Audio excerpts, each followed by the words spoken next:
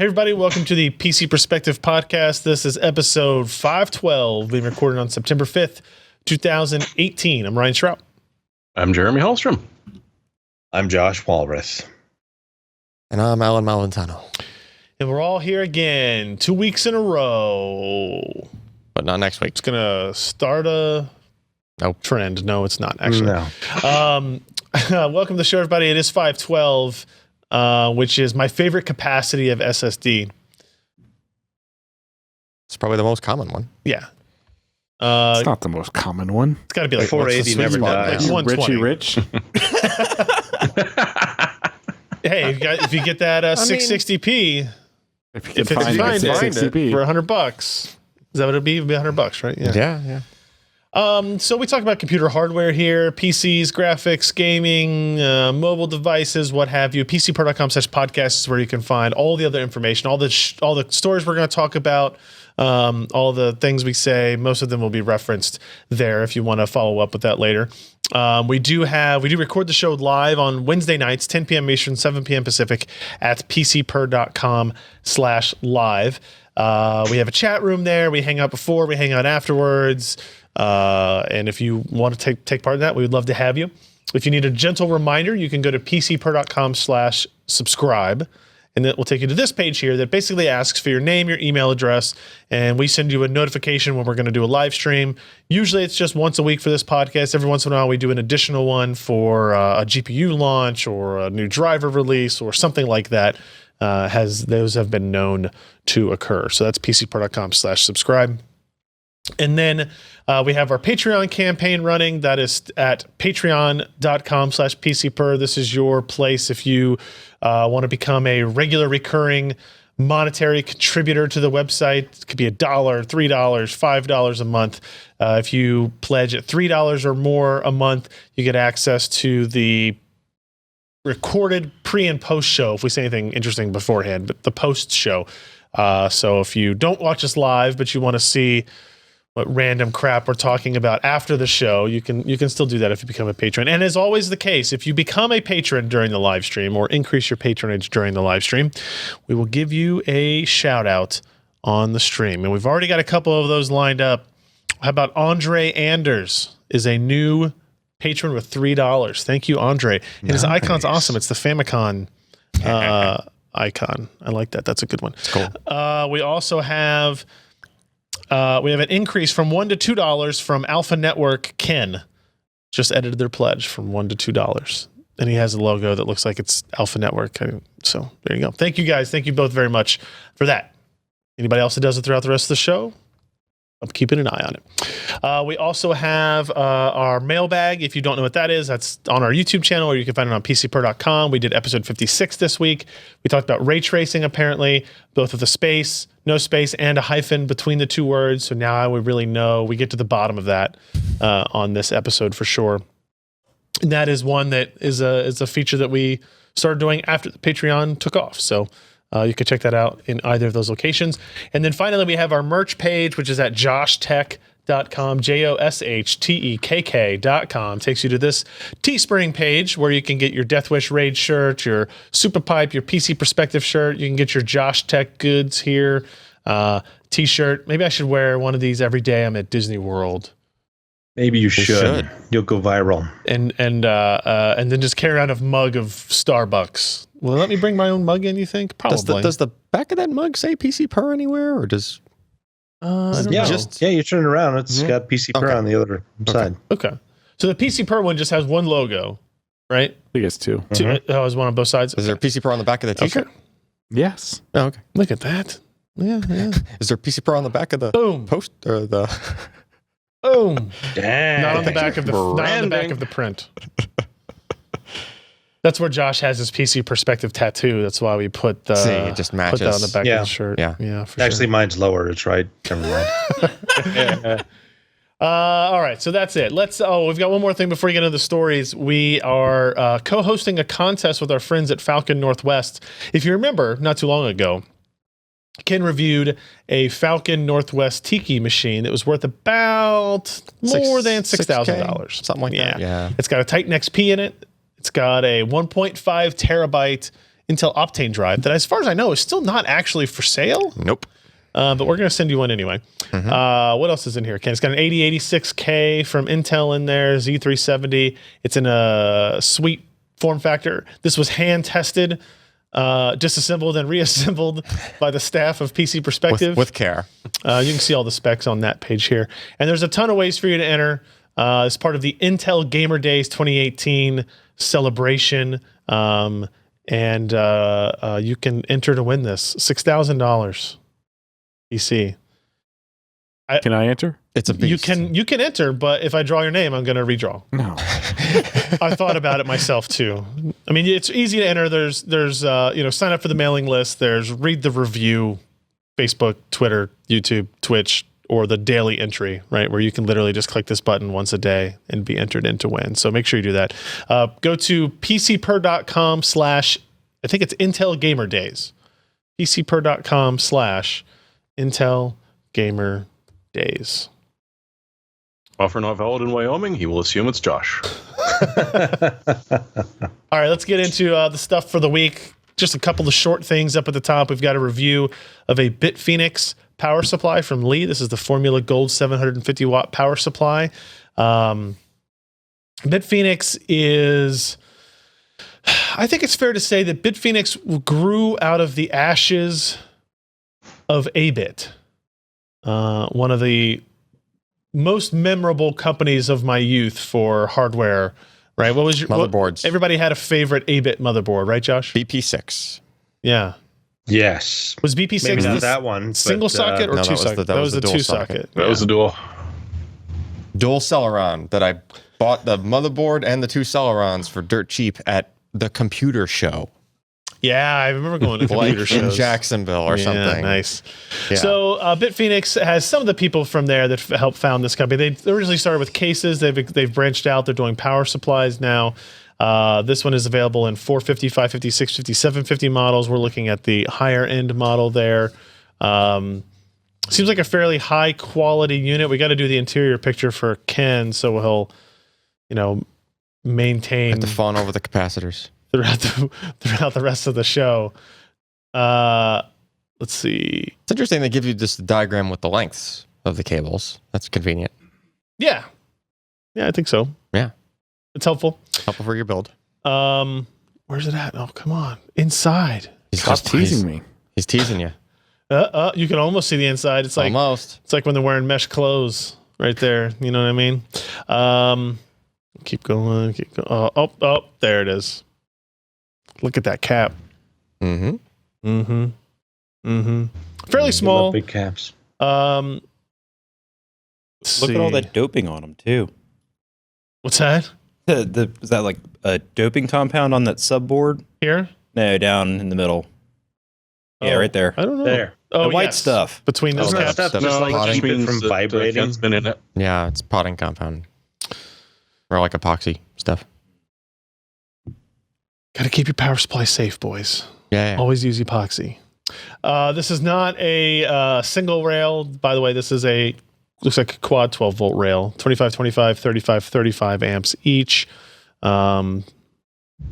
Still pretty good.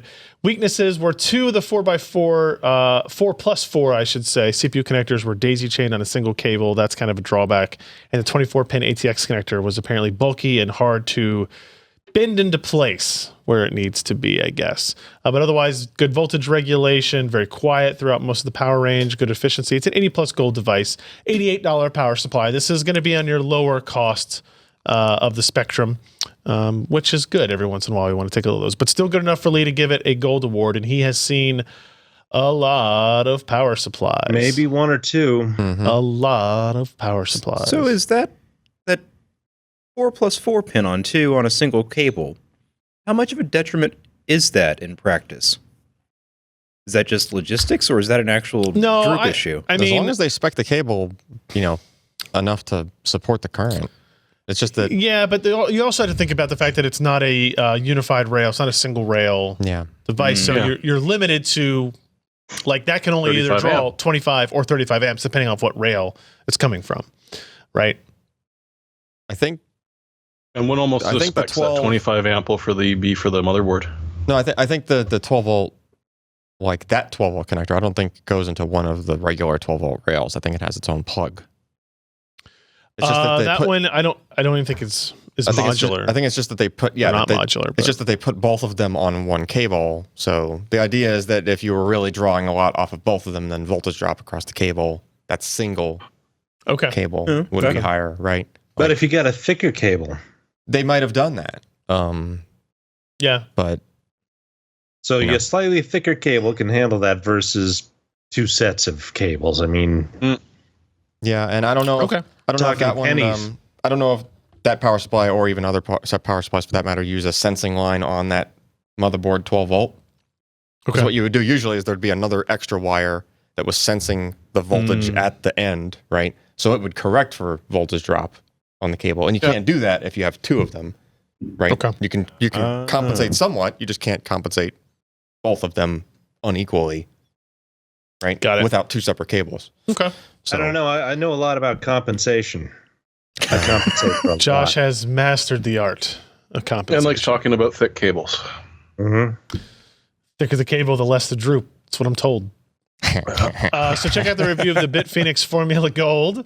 We also had Jim posted a review of the Synology DS1618 Plus, which he calls a good blend, or the right blend, if you will, of price, performance, and features.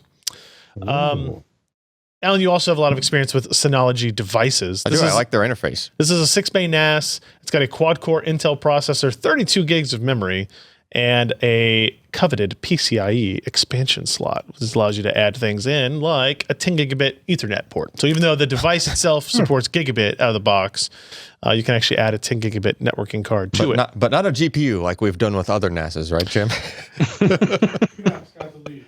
Yeah, QNAP has support for that stuff QNAP too. gives you not just support, but enough room to actually fit like a two-slot GPU this is a size like a NAS. Port in the front. Yeah. This is the QNAP NASs tend to be much larger. Like this is your regular size NAS. 11 inches by 9 by 6.5. 11 pounds without the drives. Obviously, it's going to be a lot more dense. Relatively than that, compact for being able to stick 6 drives in there. And on the back, you've got your power input, 2 more USB ports. Is that an eSATA? Is that 2 eSATA ports? Yeah. Yeah. Okay. You can gang up those Ethernet ports. You know what I'm saying? Got it. So they're proprietary eSATA connectors for their expansions. Yeah, but that never makes much sense because you end up connecting like 4 drives for a single eSATA connection. They might not even be doing like multiplier. No, that's how it works. That's how those expansions work. Is it ends up using only 4 or 5? Well, like you're using 4 drives across one SATA connection. Yeah. So it's going to be slow. Not if they're hard drives. I mean 500 megs. It's going to be slower 6 than gigabit SATA. It takes multiple hard drives to saturate. Yeah, is my point. Yeah. Right. I mean, and especially there's a point where there's 2 cross where it will be slower. Yeah. But like if you filled it with 4 8-terabyte drives, it would be slower. I agree with you. But the counter to that is if you have expanded from one out to multiple like that, you're spreading the data across so many drives so that your bottleneck is not the drives anymore. Your bottleneck is the throughput of the interface. Whatever. Ideally, I think you do that when you filled your drives. So you wouldn't be using all of the capacity of the drives. You'd just be really using the new ones. But yeah, I'm with you.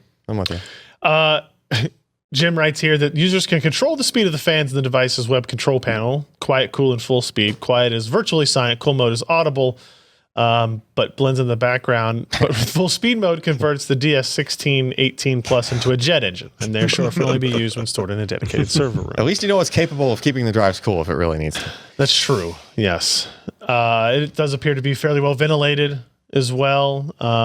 Trays easy to use. They're not. Are they toolless? Yep. Okay, that's good. Spring loaded. Sure. Right. Yeah, we use the 18s, the 60. Well, the 1815 pluses at work. Okay. They're fantastic little boxes for what we do, but they're a little slow for some enterprise stuff. Okay. Yeah, this one's got a 18 plus. Yeah, did you dyslexic your number? But it's the 8 drive bay. Yeah. Oh, I mean, this is an Intel Atom C3538 2.1 gigahertz. So it's not a powerhouse, right? But in terms of transfers, it's doing fine. does apparently do simultaneous transcodes for things like Plex. So, won't bottleneck that 10 gigabit connection. Supports up to 72 terabytes of storage. And you can expand it with 2 more 5-bay DX517 units to get you a maximum of 192 terabytes. If you wanted, to do that. Got the full list of specs there. Here's the PCIe expansion slot. Definitely single slot. Yeah.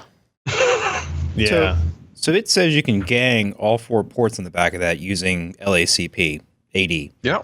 Yeah, that's what I mentioned that. Does it also support SMB multipath? Jim looks unsure. I'm not sure. I stumped the Jim. Yeah. I'd be surprised if they haven't added that by now. Yeah, it's part of the SMB protocol. I just don't know what the server-side support is on the whatever stack they're using. Yeah.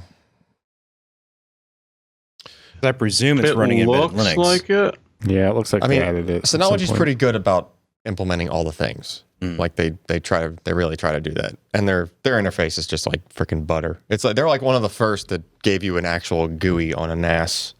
It wasn't, but that was just a GUI. First of all, just to even have it's just a stinking operating system. Yeah, it's basically like it's Windows you can move around in a browser. It's pretty cool actually. It's like an emulated Windows 3.1 or something, in your browser.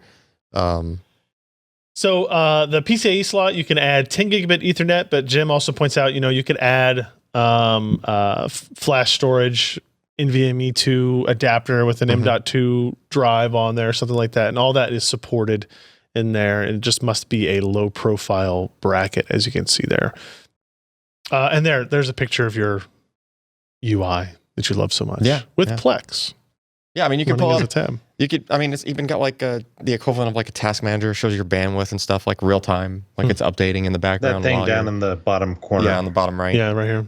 Yeah. You can pull up stats and watch them. And so if you're trying to troubleshoot stuff on your network, like you can get real time, what's your NAS doing? In terms of testing that 10 gigabit performance, how's 945 megabytes per second read, 520 megs writes. Pretty good. Anything else stand out here in terms of, like, you got the real world copy date, large MKV file to and from the NAS, hovering around 800 megs per second from the NAS, and 520 to it as well. You get overhead and the parity calculations with that Celeron. Trying to do that. Right. It can only do it so quickly and deal with all the I/O. So. And is that the ex-CEO of the Thanos or whatever that blood testing group? Theranos. What? Theranos? No, I don't think so. She's running away into the woods where no one can find her. Were you gonna say something, Jim? No.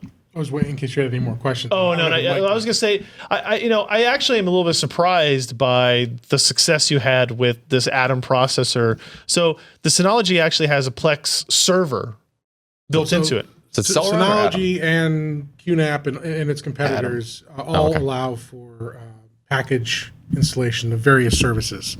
Plex you can install with a one-click installation, but the key here is like. QNAP, I think, has better hardware offerings all across the platform. If you look at what they offer in hardware, beats Synology, but Synology still has the best interface and management operating system. The difference here is, so QNAP, even though it has better hardware, like more creative hardware offerings, they've done 10 gig capable NASs where they put an ARM processor in there. And the processor then becomes your bottleneck when it's trying to do the redundant or the RAID calculations and data processing. This is, even though it's an Atom, it's a relatively recent Atom. It is powerful enough. It does not bottleneck your storage. And I wouldn't use it for 10 users on Plex, but for a home where it's you and maybe one other, it as it shows, it's perfectly capable of two 1080p simultaneous streams. And if you get into the direct play stuff, it did, I think, 6 or 5 or 6? Oh, you said 5 with 6. There was a intermittent buffering. Yeah. But so I mean, it is perfectly capable for most people to have a personal Plex server running. And so that's the key. You get the combination finally of enough bays, adequate performance, and the ability to expand it with 10 gigabit at a relatively good price. $700. It's a lot of money for people who aren't used to this. Sure. But in the realm of capable pre-built NAS offerings, it's not great, but it's not. It's acceptable. It's a perfectly acceptable price. Yeah. And don't forget, don't get one of these and put everything you possess only on this. Sure. You need another copy somewhere. Yeah. RAID is not backup. RAID is not a backup. Wait, what? But along those lines, I think there's even services where if you had a couple of these guys, I think it has built-in services where if you enable them, like you can set up a sync, like a periodic sync across your network, say at your house, right? Okay. So take one of these, put it in a fireproof box somewhere in your basement. I thought you were going to tell me to take it to grandma's house or something. Well, you could. Once you do the initial sync, you would want to try to sync all of your stuff, right? But put all your stuff on, move everything to one. Grandma, your upload speed sucks. Yeah, set up another one, right?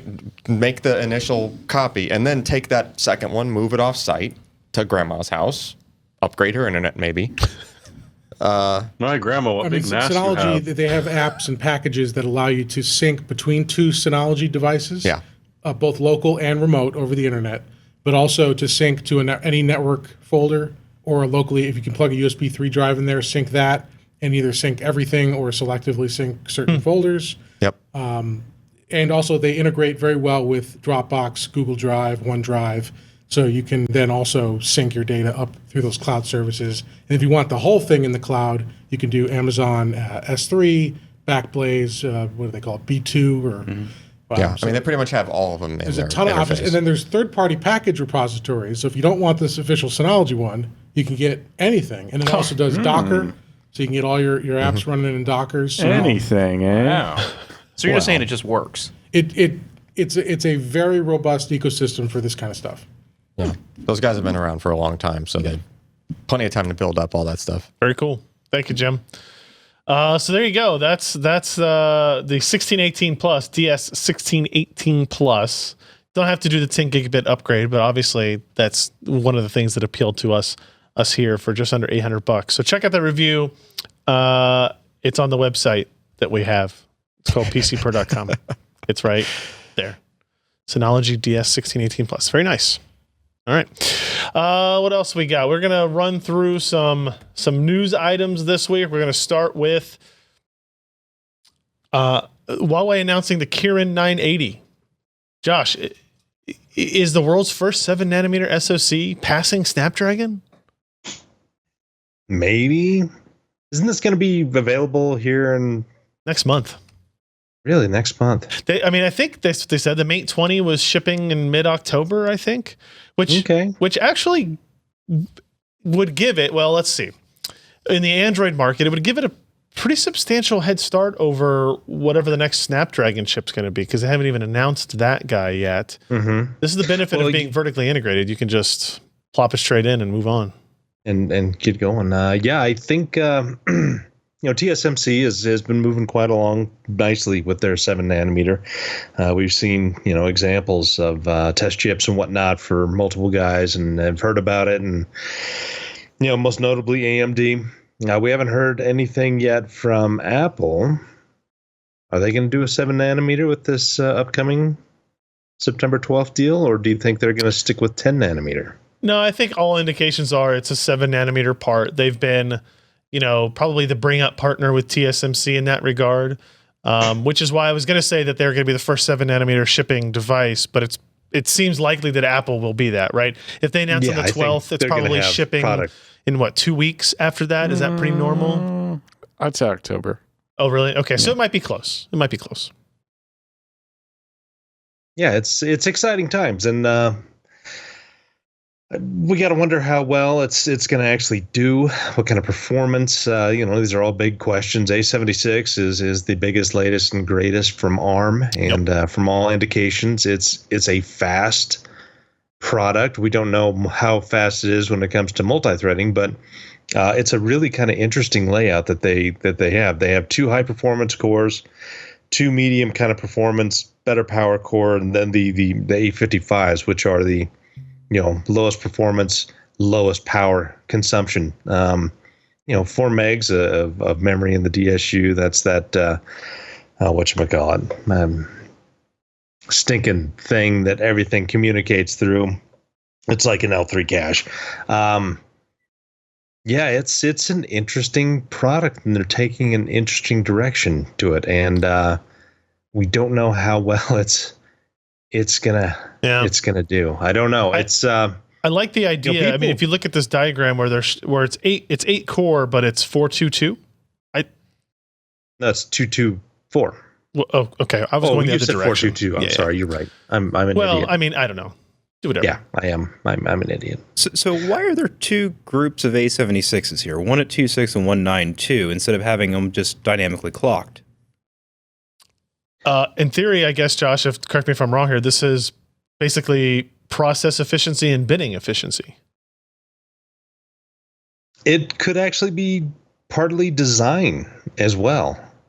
So your highest power cores, you kind of adjust the design and then the mix to get those as high as possible without breaking the bank. But then there's a sweeter spot probably in the process where you can get pretty dang good performance for a whole lot less power expended. And so I think that's where this is kind of sitting at. Yeah, think of it as down volting you can have good bursty single dual thread stuff. But then when you really need a bunch of multi-thread, then you can add a significant amount more performance, but you don't pop up the power double of what you would get with you had all of them running at 2.6 gigahertz. Mm-hmm. Yep.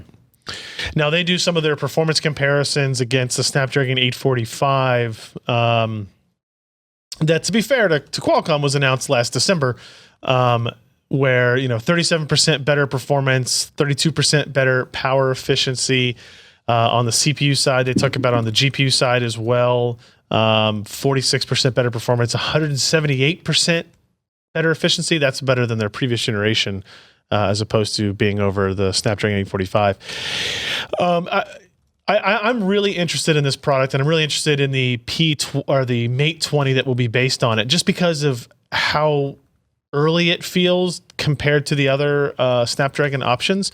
Of course, I don't think we can mention this story without also touching on at least the story that AnandTech put up recently as well, talking about Huawei's cheating in their 970 devices and the benchmarks and stuff, where they were basically doing benchmark checks, and if a game, or I guess if a benchmark was loaded, it was allowing the TDP of the processor to more than double than what it would do normally, which obviously spikes up the performance metrics and gives them advantages and reviews and stuff that end users don't actually see when they're playing a game or doing real world usage. So that does put all of these performance claims that Huawei and their internal silicon company, HiSilicon, into question, right? So that's why I'm very eager to see what the devices we get from the P20 actually do and how they act. But pretty neat. Not a company that sells their processors to other companies, even other Chinese phone vendors, at least not today. So it's competition to Qualcomm and Snapdragon from a in this market. Well, it's like from a marketing standpoint, it's competition, but from a product sales department, it's not really, gonna hurt them, I guess. So it sounds like we'll know more about Qualcomm's alternatives in December at their tech summit. All right, we got a bunch of smaller things to run through this week. The Logitech G502 gaming mouse got an upgrade, Jeremy. It did, and this is the secret weapon if you're ever playing Spank the Monkey again, because it can hit up to 400 inches per second, which is just insane. That's just a ridiculous amount of sensitivity. Yeah, they moved it to the Hero sensor. The Hero 16K. 1600 DPIs. And as with any other mouse that looks roughly like this, you can assume that on the bottom are removable weights. Each of them are 3.6 grams. And it's a little bit shorter than some people might like. It's only about 40 millimeters tall. Others are 58, 60-ish. But if you're not possessed of giant hands, it's probably going to give you a good deal for you. And launching next month at about $80, you're not going to break the bank trying to pick it up like you do some of these mice. Allyn does want to point out that 400 inches per second is the equivalent of 22.72 miles per hour. So if you can move your mouse 22.72 miles per hour accurately, shit, this is the mouse for you. That's some serious Twitch gaming. The jokes just write themselves. And there was another mouse announcement as well, the G305 LIGHTSPEED. Right, this is actually the mouse I keep in my backpack now while I'm on the go because of that single AA battery, 250 hours of use. I like that.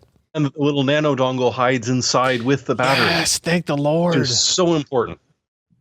I had several mice where the dongle does not have a little receptacle inside the mouse at any capacity, and that was annoying as crap. So. And you could game with this bloody thing because it is the first generation Hero sensor, so 1200 DPI with polling. Depending on how you want to do it, like the 125 hertz polling, your battery is going to last months and months and months and months and never die. Yep. You can put it up to 1,000, but you're going to drain that battery fairly quickly. So you know, only do it when you desperately need it. Other than that, just toss it in your bag and forget about having it until you need it. Cool. Something that I think a lot of people have been waiting for, I know our own Scott Michaud has been waiting for, the 2950X is officially on sale. Ken, how many did you buy? None yet. Oh, okay. 2950X is the 16-core Threadripper second generation part. The 32-core went on sale first, right? Yeah. Whenever the hell that was. It feels like a year ago now, honestly. But now this is $899, and I think this is the part that we liked the most out of this launch, right? Yeah, it's absolutely the 2950X is absolutely kind of the best middle ground between that awesome multi-thread performance and still being good in like more single-threaded bound scenarios like gaming. Right. We found it to outperform the 18-core 7980XE, the $2,000 Intel processor, and just about everything, including gaming. They traded some blows in gaming, but would absolutely go with one of these over a part like that for less than half the price. $900. Yeah. How does the board compare for the supporting stuff on the Threadripper 2 versus? I mean, the Threadripper 2, the X399 boards are going to be cheaper than the Intel boards in general. I mean, they're going to be more expensive like an X470. Yeah, they're still Z370. Yeah, but I'd say maybe $300 for a pretty good X399 board, if I had to guess. Same price. Or same performance, half the price? At least. I just, for some reason, the bulk heaviness of these Threadripper processors, I find very appealing. It feels good. Yeah, like if you're going to pay $900 for a processor, it should have some heft to it. Like you should be able to throw it at somebody and hurt them. Oh, yeah, you can. Not just with the sharp edges. I mean with the weight and the bluntness of it. Is that weird to think about your processors that way? I'm sorry, guys. I didn't know. Not only does this operate as a safe space here. Jesus. Not only does this operate as a perfect gaming machine, you can also use it to bludgeon your neighbors. Or at least throw the case to the processor at them. Let's see. What else did we have up here? Oh, the GPU market. It's still a thing, right, Jeremy? It is indeed. It's maybe not as big as a thing as it used to be, but I don't think you should be sad about that because as far as John Petty's findings say, that's because the miners are getting out of the game and there's actually GPU in stock now. Huzzah! These are pretty significant numbers, though. The GPU shipments decreased 1.5%, but this is not just discrete. That's why there's an Intel logo here or an Intel thing here, just so you guys don't think that suddenly Raja announced a part and got 67% of the market share and you missed track of it. It includes integrated graphics, but the AMD and NVIDIA drops, like AMD dropped 12%, NVIDIA dropped 7%, while Intel saw a 3% increase there. That's a pretty significant fall, and I think you saw that represented in the revenue disclosures, I guess, from AMD and NVIDIA in these last quarterly results. Would you agree with that, Josh? Sure. Okay. All right. Well, it was good talking with you. I know. I'm sorry. No, But I mean, it's for fine, the quarter it's he fine. was looking at, under 1 in 3 of the PCs sold actually had a discrete GPU unit. Yeah, I'm not sure how different that is than normal, right? Keep in mind, this is including notebooks. This is including like commercial PCs. And it says that it dropped 6%, and discrete GPU sales were down almost 28% from last quarter. Now, that's not 28 points. It's a 28% drop. So I'd have to see. I have to go through the report and actually see what that drop is. But that's a huge amount. It kind of makes sense though. Yeah. It because the PC market is sort of hanging in there and whatnot, and we've had the mining just taking up a huge amount of stuff. Everybody's kind of looking for the next generation, and plus you had all these other cards that were from mining been hitting eBay, and people can get 1080 Ti's for about $450 if they're looking at the right place at the right time. It kind of makes sense that the market has dropped a little, and not only that, but people are looking forward to RTX stuff. Those who would be buying on the cutting edge and saving their dollars for September 20th or whenever that is. And even those who aren't buying RTX cards are buying some GTX cards right now, who are waiting to see what RTX was when, well, I can't afford that shit, and they're buying $600 1080 Ti's new. Yeah. It's a big And quarter. there are others who are still waiting for these other, 10 series to go down in price once the RTX stuff is released. I don't think it's going to happen. So, Yeah, I think the I don't RTX think it's prices either. are high enough that the GTX stuff won't drop dramatically immediately. But, I mean, but it still they have will, dropped. Like they're Yeah. But I mean, they're even about where we'd expect them in the cycle finally. right. Which But I is- don't think they're going to fall a lot now probably from not. here going down, because a 1080 Ti, how much did we say a 1080 Ti you could buy for right now? Like 450, 500, give or take. Right. Well, That's used. used. Yeah, That's used. what I mean. Yeah. That's what I mean. Yeah. But the New about equivalent. $600. Yeah, new they're like 600. So say you can buy a used one for $450. Yeah. An RTX 2080 is going to be how much? $699. I try not to think about it. $699 at eventually. least. Well, and so even if you say you get it at that price, that now you're talking about if those are near equivalent somewhere in that range, you could see why the 10 series will be coveted for some time until until ray tracing takes us all over. I don't know. Yep. MSI announces new premium notebook for content creators, the P65. This doesn't look like any MSI notebook I'm used to seeing, Jeremy. No, because you're not a content creator, are you?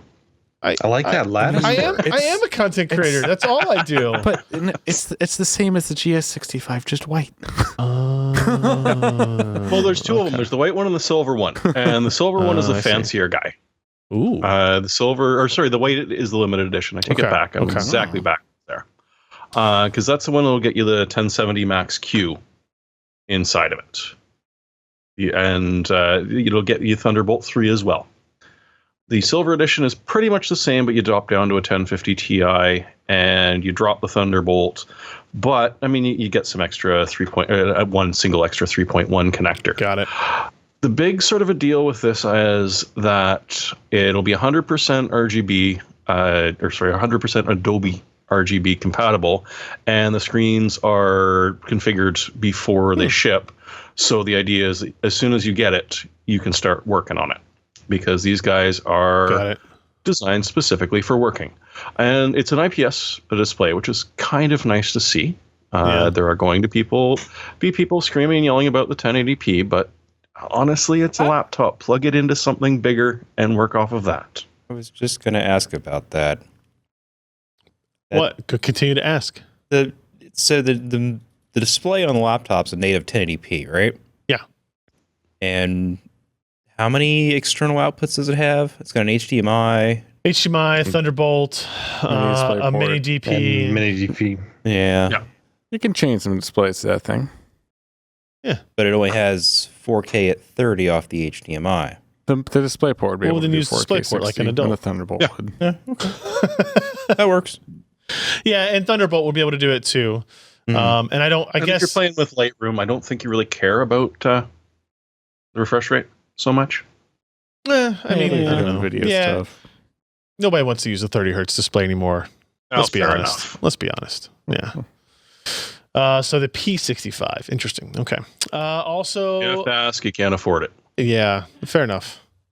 Good old games or just GOG now, I guess. Back to school sales beginning. Scott posted this up there. Looks like one deal occurs every hour on the hour, and it lasts for 6 hours. These can go for up to 90% off. Two highlights that got Scott interested was the ukulele for $8.59, 75% off, and Homeworld Remastered Collection for $5.29. So it's been a long time, and I'm going to be honest, it's been a long time since I've started up the GOG client. Well, right now you can get Frostpunk for $26 Canadian. I don't know what that is.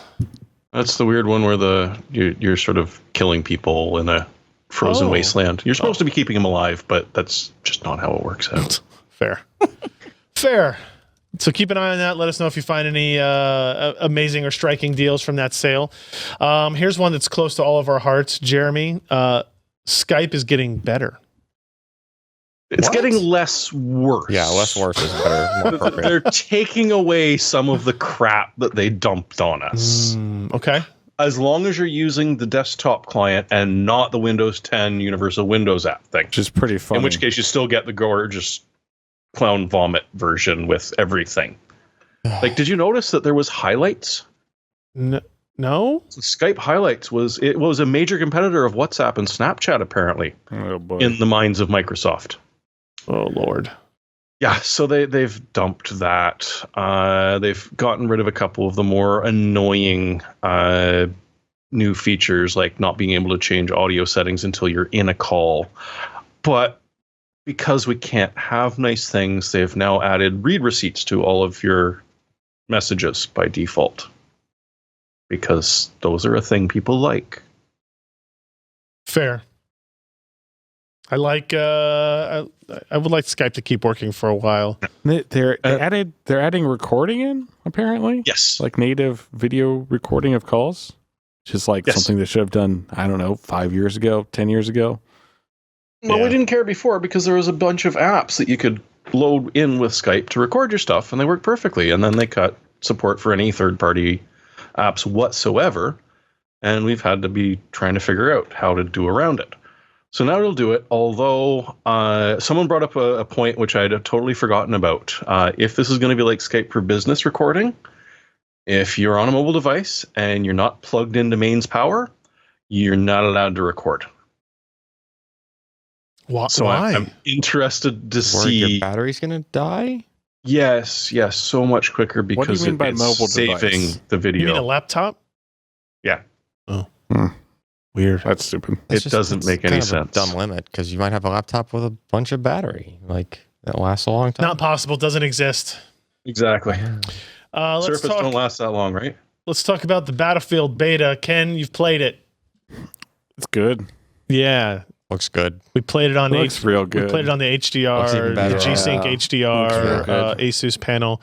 Looks okay, except for that guy's hand. I'm not a fan of that guy's hand. And I don't know the player character's hand. I don't know why was he holding his hand out? Do you I was remember? laying prone. I was like essentially going up towards the edge of something. I think And the his hand was animation just kind of freaked floating out. over the air, but the hand looked he deformed. One of the was best cupping looking the games I've ground. ever seen, and Ryan's like gotta watched find it that for one 10 thing. seconds. What's wrong with his saw this hand? weird hand animation. Why is his hand all weird? broke the reality. So it looks like TechSpot did some benchmarking with it, and DX12 is bad, and we found that in our own testing as well here. Yeah. So I mean, Same with BF1. yeah, and BF4. Yeah, but you need DX12 for the ray tracing stuff. You do, don't you? To be fair, ray tracing's not in this. And it's I know almost it's not in like it, when but- we were playing DXR at the event in Germany, there was some, like we were playing the alpha There was build some with hitching. DXR, there's some hitching. Yep. That is pretty similar to just turning on DX12 in the engine. Oh. So maybe the performance issues wasn't Had nothing to do with RTX. ray tracing, it was the Yeah. DX12 version of the That's an unfortunate fallout for NVIDIA to have to deal with when that time comes. So what's a quick and dirty on the benchmark results here, Jeremy? Yeah, Frostbite engine's getting a wee bit old in the teeth. At 1080p with ultras, a GTX 1060 would maintain 60 frames or higher. Really? That doesn't mean Frostbite's getting old in the teeth. It just means it's very well optimized. No, it needs to look better and cost more hardware. Yes. This is how games work, damn it. And a 1440p, which is a little more common, Vega 56 or GTX 1070, you're laughing. 4K gets a little more interesting. You got to sort of look in because they had to... not everything could run 4K at ultra, strangely enough.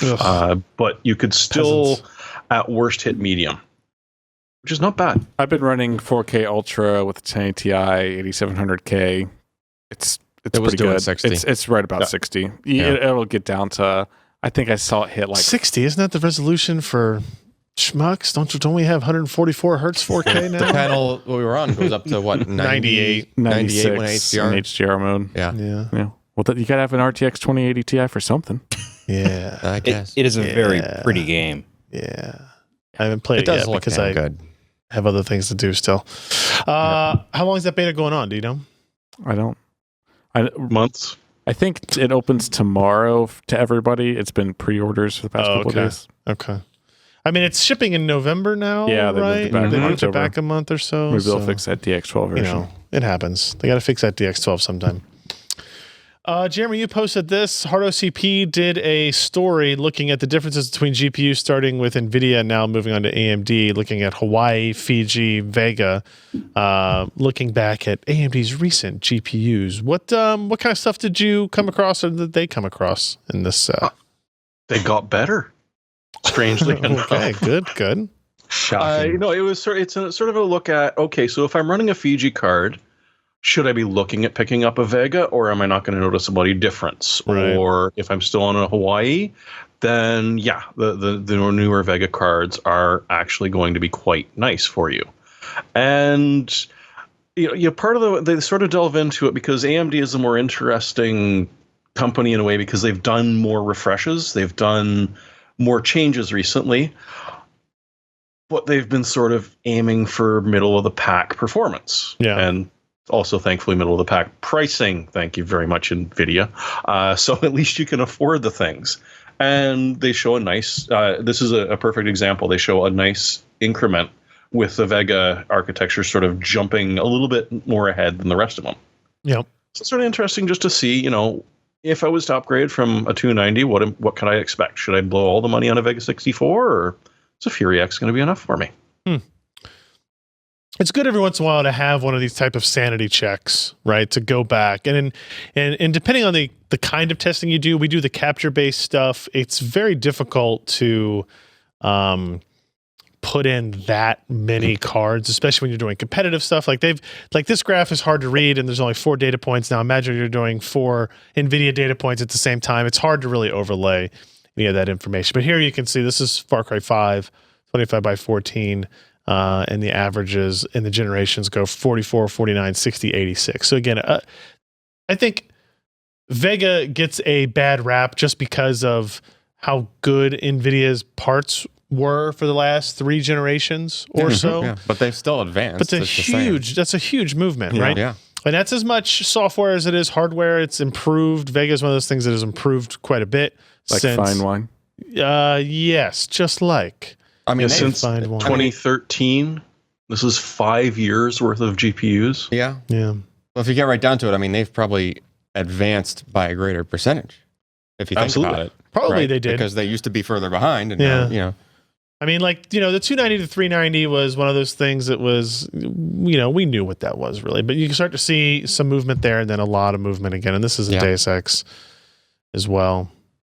So it's impressive to see. So good work by Brent and Kyle and the guys over there to showcase some of this stuff. I am curious. And on the first page, they do the NVIDIAs if you're curious on clicking through to that 3-parter and see how NVIDIA's changed. But honestly, this is the more interesting one. Yeah. You said, on the first page, they link to the NVIDIA one? Yeah. Got it. I think they had 3 parts. Yeah, I'll jump through that. Let's see. NVIDIA GPU. Which one do I want first? Let's just go to the conclusion. And that's a white page. I read the review. I saw the conclusion page. And let's go back to Battlefield 1 and Like they're writing a GPU epic. this was not the data I expected to see. No, thought I was expecting another table that looked like that. Yeah, I was too. Maybe all right. that's in part 2 or part 1.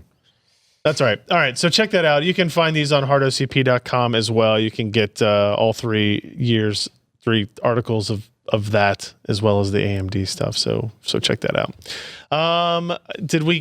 Before we get to the end here, I guess, did I see you put something in? Yeah, I snuck one in. Sorry. Mm. Where I was yesterday. Where were you today? I was flying back. And then I was here. Samsung unveils plans for data center SSDs you can actually purchase. Yeah. So this has been like years now where every time Flash Memory Summit, they get on stage, they talk about these amazing, huge data center SSDs, or, one of their claims has always been like, oh, we have the largest, whatever. And it was like some SAS 2.5-inch thing that was 32 terabytes or 64 terabytes. And you could not find it anywhere ever, right? Because some company basically gobbled them all up from Samsung, right? Okay. And people kept asking, like, hey, no. are you gonna, make some enterprise versions of like your normal consumer drives that people can actually like get on, say, Newegg or Amazon or actually buy them, right? Some people want enterprise class features without having to buy them in lots of 10,000. Yeah, exactly. Or being, or being under an embargo, or like, so the way that Samsung had previously done it was they were trying to really overdo it. They were like, okay, what does your company need? And they were only working with very few companies, and they were tuning the firmwares of the drives specifically for, for whatever the company's needs were, which is actually common with, enterprise drives. Intel does it, Micron does it, but Intel and Micron will also have the generic version of that same drive that you can buy, right? Yep. Now Samsung's going to start doing that finally. They're not doing it with the crazy capacity drives that we've heard about in the past from them, but at least they're doing it with, well, they're getting up there. So they're going to have a couple of SATA models. One's going to be like your TLC type drive that's only meant for mostly reads, like the kind you stick in a web server or something like that. 860 DCT. Yeah, that's your 860 DCT. Then there's an 883 DCT that's going to be more like your Pro drive, right, as opposed to your Evo. Up to 4 terabytes as well. Yep, that goes all the way up to 4 terabytes. Now, notice the pricing. Those aren't MSRPs. Those are, in the enterprise space, it's a minimum advertised price called MAP. That's what that stands for. Okay. Yeah, it's just, so they'll probably be more expensive than this. It's just that this is like, a company can't list them for less than that cost per gig. Got it. Right. I would hope that they'd be close. You hear that, CDW? Well, I'd hope they'd be close because sell them for less. Those are good prices. Yeah, they feel like they're really good prices for what would be like enterprise. A Pro version SATA drive, right? And the 983 DCT is that's basically your NVMe, like your 970 equivalents, right? Listed at 34 cents a gig. For those products, like, holy crap, that's pretty darn good. The other thing to consider with these is those specs, their random writes are much lower numbers than what you're used to seeing on any of their consumer drives. And that's because they're speccing them correctly. In other words, if the drive has a cache or any of that stuff, they're not giving you the cache only performance. They're giving you the steady state if you had a sustained, like, full span random write, like your typical enterprise workload. Okay. Which gives you lower numbers, right? Client drives can only do those higher numbers in bursts. Now, the other thing they had there, if you scroll down some, is the elusive Z SSD. This was the thing that they had marketed as competing with Optane. Yes, this is their answer to Optane, what they plan to compete with Optane with. Latencies of this thing is around 15 microseconds. That compares with Optane, runs around 10. Are these pictures you took of quad display setups? Is that what I'm looking at? No, it's they were showing their slides on a quad screen. Okay, that's what I meant. Yeah. I didn't have a way around that. Okay, that's fine. Just curious. So there are bezels. The in my specs are good. slides. This is the first time we've seen like full specs of this Z SSD anywhere, including like your endurance. So they're talking about 10 drive writes per day for the terabyte model. That's equivalent to the 900p from Intel. Okay. Right? They rate their client Optane or consumer Optane drive at 10 drive writes per day. Their enterprise version is 30, I think. 30 drive writes per day? I think for Intel, yeah. Okay. It used to be 10, but then they it used to be some lower number, and then they upped it because they just had better reliability than they thought they would. Okay. Right. So there's that. And then a tidbit that they were kind of just discussing after the presentation, which I'm able to talk about, is some of that performance, some of that really low latency. The sequential latency, read-write 15 microseconds. What didn't make sense to me before when I saw some specs spoken about in previous events and previous years was you had these latency numbers that were great for reads and writes. Mm-hmm. But then when you looked at the IOPS for random, it was 750,000 for reads, but it was 75K. Right. Order of magnitude difference on the IOPS part. Yeah. So how does the latency the same? So how is the latency the same? The reason that the write latency is lower is because this drive is also using some DRAM as a layer on top of, not just to do like the translation layer stuff. Usually DRAM in an SSD is only for what's called the FTL, which is how it translates. Like it's got to look up where the stuff actually is, right? In this case, they're using it as more of like a hot data cache sort of thing. Yeah. And if you do writes to it, you can write to the cache, but it also has to write to the flash also for power loss protection. Okay. Right. So you're actually limited by the flash speed more, but for random reads, it's able to lean more on the RAM, supposedly. Huh. So this wasn't like a definite, this is exactly how it's going to be conversation, but it was like, hey, that the reason for that disparity was that we're when you say it's not exactly how it's going to be, you mean they don't want to tell you exactly how it's going to be? Because if they have a product, surely they know how it's going to operate. Well, it's not done yet. Like they're not shipping this guy yet. Okay. They were talking about the first 3. Okay. They had the 4th one there. It's coming, but hopefully they will sample us this. They've talked about sampling the other models for review, which is also a welcome change because they never did that before. They've had plenty of enterprise stuff and they haven't sampled it for review, right? That's a welcome change. Hopefully they will also sample the ZSSD when it's finally to a point where it's where it's a shipping product that you can actually buy, just like the other ones. And we'll test it and we'll see what happens, right? And we'll see if there is some RAM on it. We'll see how far we can push that and how much of a span we can randomly access and still get the the rated performance. Cool. All right. Well, good on Samsung for finally getting in the mix. Finally selling the thing that they always talk about. Yeah. Good job selling something. Good job selling the thing you've promised. I imagine they're selling plenty before, just not to you. That's not true. the ZSSDs. They've been shipping ZSSDs. The first generation one, they just started. It's been a while. Yeah. All right, let me see if I can find our picks of the week here. Oh, and this one is also supposed to be the first generation ZNAND. It's supposed to be SLC, not MLC. MLC was their second generation. Got it. Yeah. So they're still technically working on the first gen. I think they're just going to stick with the SLC stuff just because they're trying. It's a latency play, right? Like you want the lowest possible latency. You have to give up some of that when you shift to MLC. All right, picks of the week. Here we go. Mine is a prism. You didn't bring it in? I did not. So your daughter sleeping with it? No, it's too sharp, as it turns out. So the story is this: my daughter saw sunlight come in through our front door window, and it created a slight rainbow effect on the floor and the stripe.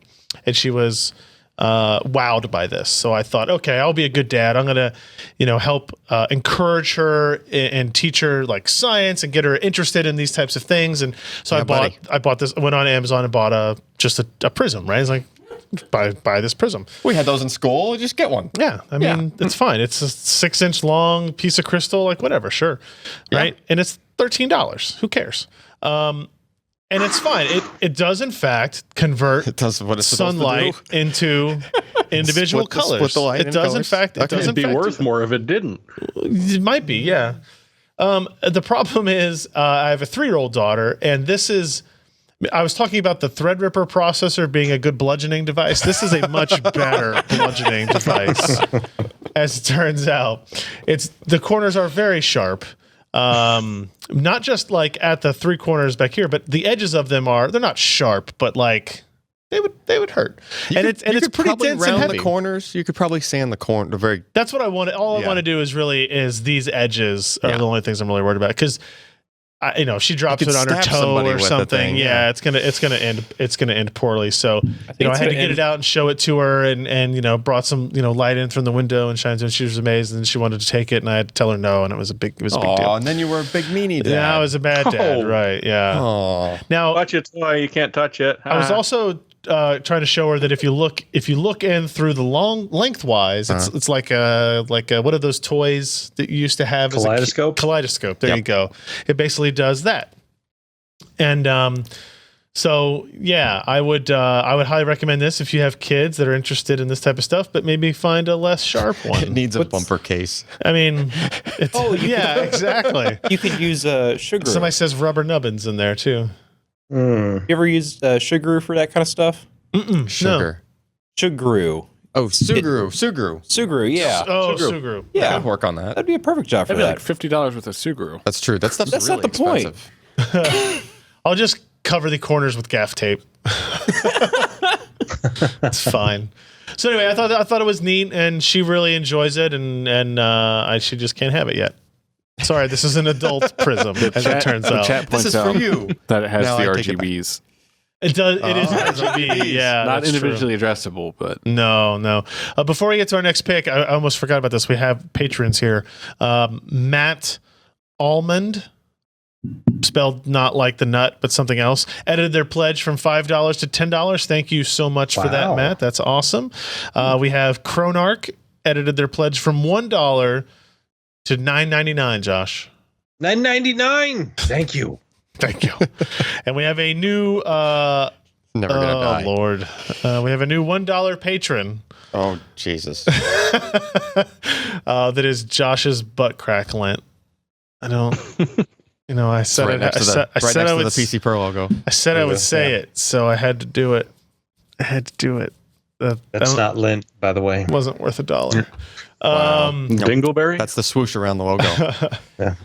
All right, so what am I missing here? Hold on. Who's next? Alan? No. Jeremy? Yeah, Jeremy. Making me You got to select in select the English. language. This must be Jeremy's because I had to select French or English. So, all right, Canadian Jeremy, what do you pricing. got? Well, I mean, the new 2000 series of NVIDIAs are not going to be starting at $700 in Canada. So the 1080s and 1080 Ti's are going to stick around for a while. So not a nice overclocked Wind Force from Gigabyte for $600. It's significantly cheaper than you're going to find on Amazon and Newegg at the moment. And, Canada computers will ship just about anywhere in Canada. And they're proudly Canadian. Well, of course they are. There you go. It's not even used. What's that? Hold on. Let me do a quick. Let's see. $5.99 CAD 480-ish. to USD is $4.54. That's a pretty good price. Wow. Is that good for you or bad for you, Jeremy? That number was lower than you expected. Good. Yeah, because you get paid for me in US dollars, don't you? So there you go. It works out well. Everyone's all screw this. I like it. Jeremy's been getting raises and pay cuts the whole time he's worked for me, right? It just all depends on how that currency conversion works. It has nothing to do with my performance whatsoever. It's very strange. All right, Josh, what do you got? Speaking of SSDs, the My Digital SSD guys have their latest new Phison based one out, the BPX Pro. It does something like, 3.4 reads and 3.2 gigs per second writes. And, for Be careful. They less say than $140. They say in stock, but it's pre-order mid-September. Mid-September. The pre-order is in stock. That still. doesn't make a lot of sense, but that's still close enough. They haven't sold out of their pre-orders. I guess. Maybe. Who knows?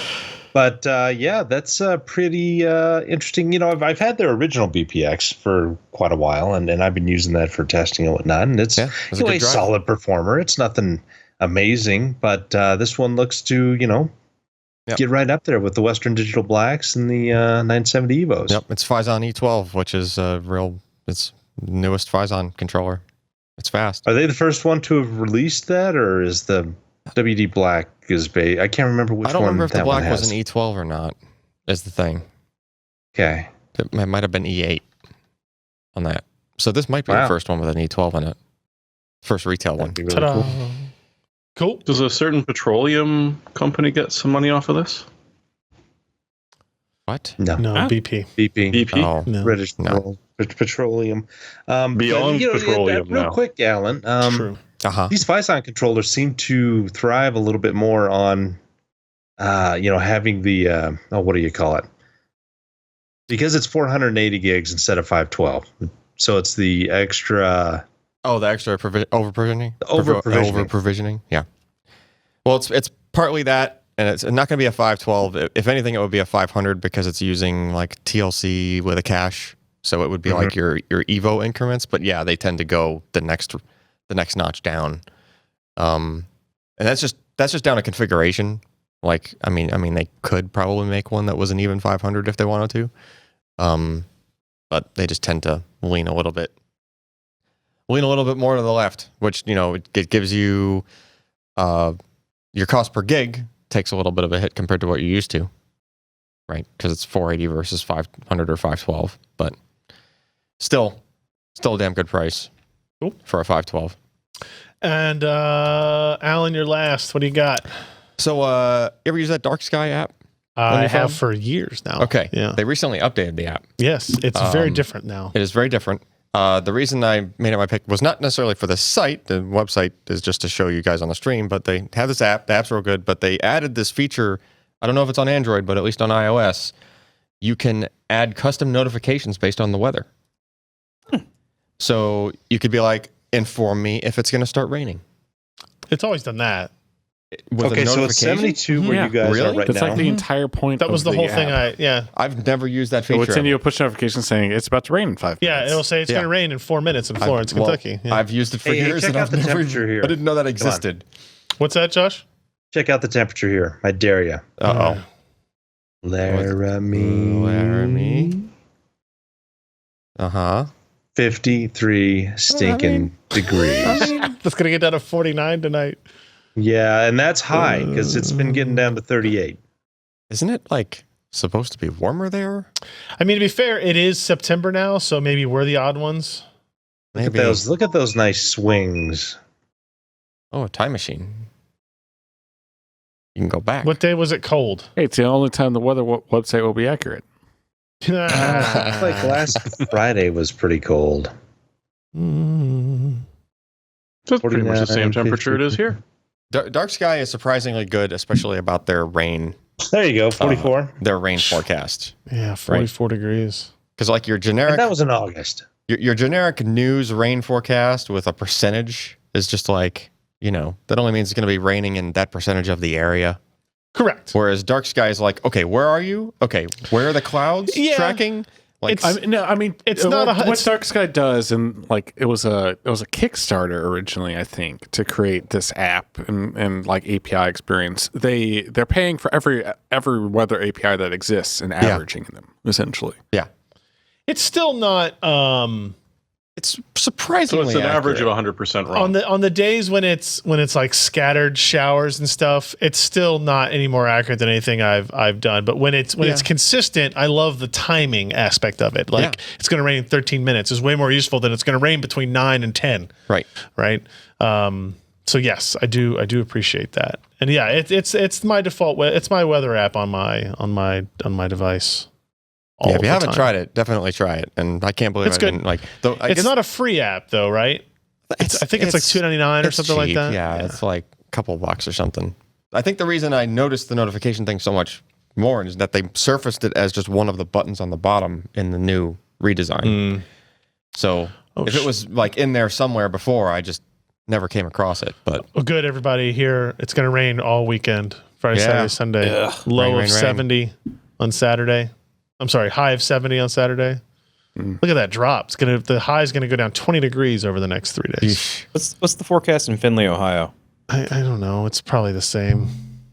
Oh God, you going to Finley? Yeah, I'm going sorry. to Findlay? Yeah. Find. Fondly. Fondly. Lay. Go figure. Huntington. Gave up. I'm driving to Chicago on Saturday to pick up a flamethrower. Ooh. My Wow, friend that's is way up an north. idiot and pre-order. Elon- Yeah, plus you delivering? get these cool vector arrows. That is Yeah. new in the app as well. You get these vector arrows on the I haven't still seen images. the arrows in the app, but I've Oh, just really? seen like that it has a timeline you can scrub that just shows. Mhm. That's always been there too. Yeah. But like, Yeah, these vector arrows are, I think, incredibly useful. So yeah, it's like here you are, and here's this big ass rain cloud coming right for you. is it going? Coming right for us.